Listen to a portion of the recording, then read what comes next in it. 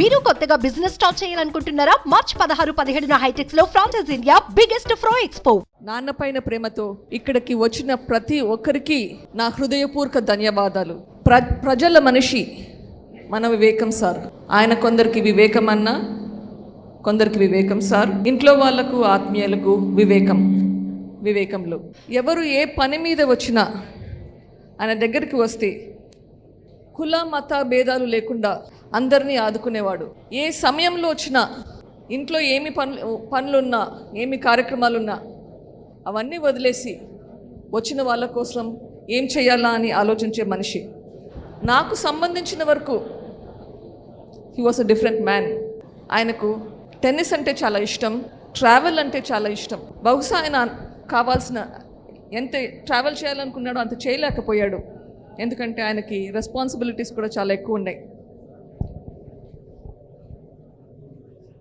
నాకు తెలిసి ఆయన ఫస్ట్ ట్రావెల్ నాకు గుర్తుండగా ఆయన కమ్యూనిస్ట్ పార్టీలో ఉండేవాడు. 1970s కమ్యూనిస్ట్ తరపున కమ్యూనిస్ట్ పార్టీ నుంచి తర్వాత రెడ్డి కాంగ్రెస్, తర్వాత కాంగ్రెస్. నేను హై స్కూల్లో ఉన్నప్పుడు 9th క్లాస్లో అనుకుంటా, నాకు ఇంత పెద్ద 2 పుస్తకాలు తెచ్చిచ్చాడు కార్ల్ మార్క్స్ గురించి చదవమని చెప్పి. అది నా కబోర్డ్లో పడున్నాయి, నేను పెద్ద చదవలేదనుకోండి, కానీ మళ్ళీ గుర్తు చేసేవాడు, చదువుతున్నావా అవి అని. సో ఆయన కమ్యూనిస్ట్ సిద్ధాంతాలు కూడా బాగానే ఉన్నాయి. కుటుంబం అంటే ఆయనకి భార్య కూతురే కాకుండా ఆయనకి ఉమ్మడి కుటుంబం అనేది చాలా ముఖ్యం. అమ్మ, నాన్న, అమ్మమ్మ అంటే చాలా చాలా ప్రేమ ఎక్కువ. అన్న మాట జవదాటిని తమ్ముడు, చెల్లెలంటే ప్రాణం. ఎవరి చెల్లెల మీద ఏ ఈగ కూడా రాలకుండా చూసుకునేదానికి ప్రయత్నించేవాడు. మేనత్త కుటుంబాలైనా కానీ ఆయనకు చాలా ముఖ్యం. వాళ్ళకి ఏ అవసరాలు వచ్చినా కానీ ఆయన పక్క నుండి చూసుకునేవాడు. వీటి అన్నింటికీ మించి ఆయనకి కడప, పులివెందుల ప్రజలు, పర్టికులర్గా పులివెందుల ప్రజలు ఎప్పుడూ చూసినా వీటి గురించి ఆలోచించేవాడు. అగ్రికల్చర్ మీద ఆయనకు చాలా అవగాహన ఉండేది. బహుశా 1989-90 ఆ ప్రాంతంలో ఒక నెల రోజులు ఆయన మనీలా వెళ్ళినాడు, ఫిలిప్పీన్స్లో. వెళ్ళి వెనక్కి వచ్చి నాకు ఆర్గానిక్ ఫార్మింగ్ గురించి నేను చెప్పేవాళ్ళు. ఈరోజు మనం ఆర్గానిక్ ఫుడ్ అనుకుంటుంటాం. ఆయన దీని గురించి 1989-90లోనే నాకు చెప్పేవాడు. అప్పట్లో వేప చెట్లు పెంచాలి, వేప చెట్లతోటి మనము హెర్బిసైడ్స్ చేసుకోవాలి, పురుగులు రాకుండా చూసుకోవాలి, మందులు వాడేది తగ్గించాలి అని అప్పటి నుంచి చెప్పేవాడు. పులివెందులకి నీళ్లు ఎట్లా రావాలి, నీళ్లు ఎట్లా. ఎంపీగా కూడా ఆయన అగ్రికల్చరల్ స్టాండింగ్ కమిటీలో ఉండేవాడు.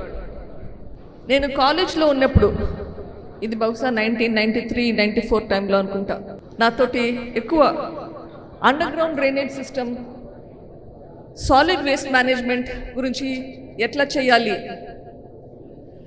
సెగ్రిగేషన్ ఎట్లా చేయాలి, లిక్విడ్ వేస్ట్, సాలిడ్ వేస్ట్.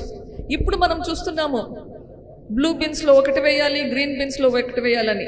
ఈ ఆలోచనలు ఆయనకు ఎప్పుడో ఉండేటివి. అట్లీస్ట్ 93 టైంలో నాకు చెప్పేవాడు దీని గురించి ఎట్లా ఇంప్లిమెంట్ చేయాలి, ఎట్లా పులివెందులకి ఇది తీసుకొని రావాలి అని చెప్పి.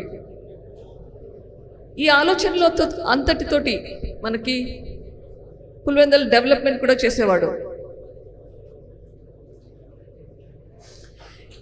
పులివెందుల ప్రజలకి, కడప ప్రజలకి ఉద్యోగాల కోసం వస్తూ ఉంటారు అని ఎప్పుడు తపన పడేవాడు. ఎట్లా వీళ్ళ మనుషుల్ని, ప్రజల్ని స్కిల్ డెవలప్మెంట్ ఎట్లా చేయాలి అని ఆలోచించేవాడు. ఇలా ఎన్నెన్నో 2009లో జగనన్న రాజకీయాల్లో రావాలని చెప్పేసి ఆయన ఆల్మోస్ట్ రిటైర్ అవ్వడానికి రెడీగా ఉన్నాడు. ఆయన ఎప్పుడూ పులివెందుల గురించి ఆలోచించేవాడు. పులివెందుల్లో ఎట్లా ఫ్యాక్షనిజం ఉండకూడదు, ఎట్లా వైలెన్స్ ఉండకూడదు అని. మీకు కొందరికి గుర్తుండే ఉండొచ్చు, సమైక్యాంధ్ర టైంలో ఆయన ఫాస్ట్ విరమించుకున్నాక ఆ గొడవల్లో బిఎస్ఎన్ఎల్ టవర్ ఒకటి పులివెందుల్లో కాల్ చేశారు. ఆ తర్వాత ఒకరోజు ఫాస్ట్ విరమించుకున్నాక కూడా ఒకరోజు మళ్ళీ ప్రొటెస్ట్ చేశాడు. ఎందుకు? ఆ బిఎస్ఎన్ఎల్ టవర్ ఎవరైతే డిస్ట్రాయ్ చేశారో వాళ్ళని అరెస్ట్ చేయాలని చెప్పి. ఫ్యాక్షన్స్ కానీ వైలెన్స్ కానీ ఎంత తగ్గించాలి, ఎట్లా తగ్గించాలి అని తాపత్రయపడేవాడు. నేను అమెరికాలో ఉన్నప్పుడు కూడా ఎప్పుడన్నా వస్తే కష్టపడి ఒప్పించి 3 వారాల కన్నా టికెట్లు తీసుకుంటాను, వచ్చి నాతో ఉంటాడు అని చెప్పి. కానీ ఎప్పుడు వస్తాడు, వారం 10 రోజులకంతా రిటర్న్ చేసేసుకుంటాడు, మళ్ళీ టికెట్ మార్చుకొని ఎన్నికి వచ్చేస్తాడు. ఇక్కడ ప్రజల్ని వదిలి ఉండలేకుండా ఉండేవాడు. అట్లా వస్తాడా? అప్పట్లో చెన్నై ఎయిర్పోర్ట్లో దిగేవాళ్ళు. చెన్నైలో ఇండ్లు ఉన్నా ఇంటికి కూడా పోయేవాడు కాదు, నేరుగా రాత్రికి రాత్రి ప్రయాణం అయ్యి ఊరికి వచ్చేవాడు పులివెందులకి.